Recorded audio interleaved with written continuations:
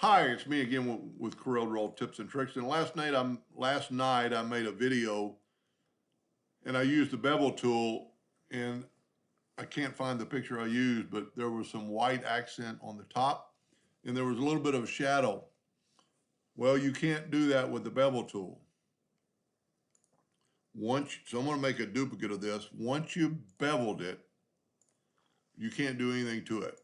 You can't use the interactive fill tool. Well, you can, but it just turns it white. You can't change the bevel. You cannot add things to it.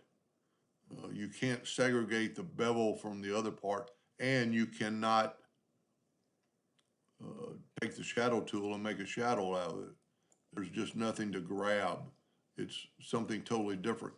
So what I did, I've used the bevel tool, but I made a copy of my L.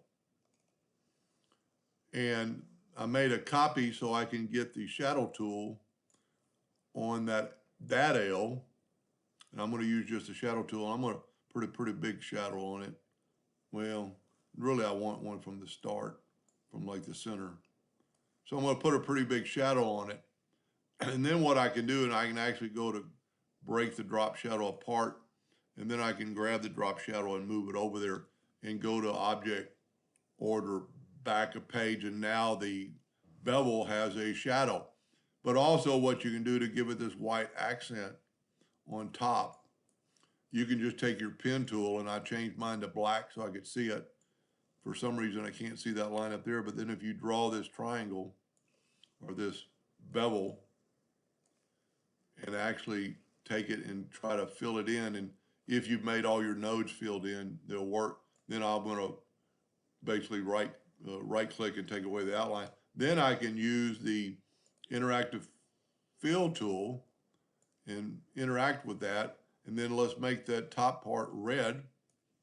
And you can see what I'm doing. Of course, you'd want it perfectly straight. So put that one in the middle and that one on the edge. And then you could adjust your whiteness. You could actually take it and even go further and get your transparency tool and give it a little bit less transparency.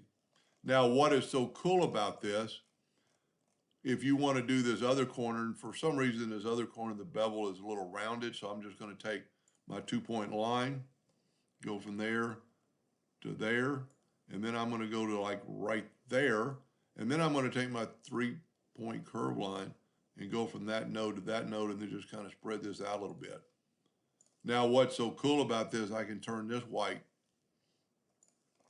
and I can grab my attribute eyedropper and take a sample of my, and you can see it not wanting to fill in. There it is. So now these are almost the same. It looks a little whiter, but you could actually do them individually. Maybe it doesn't take the transparency. Yeah, it doesn't embed the transparency over there. But that way, if you had to do a lot of letters, that would take some time. But that's one way around it to put a shadow and a little white, say a snow cap on the letters. Hope that helped a little bit. Thank you for watching.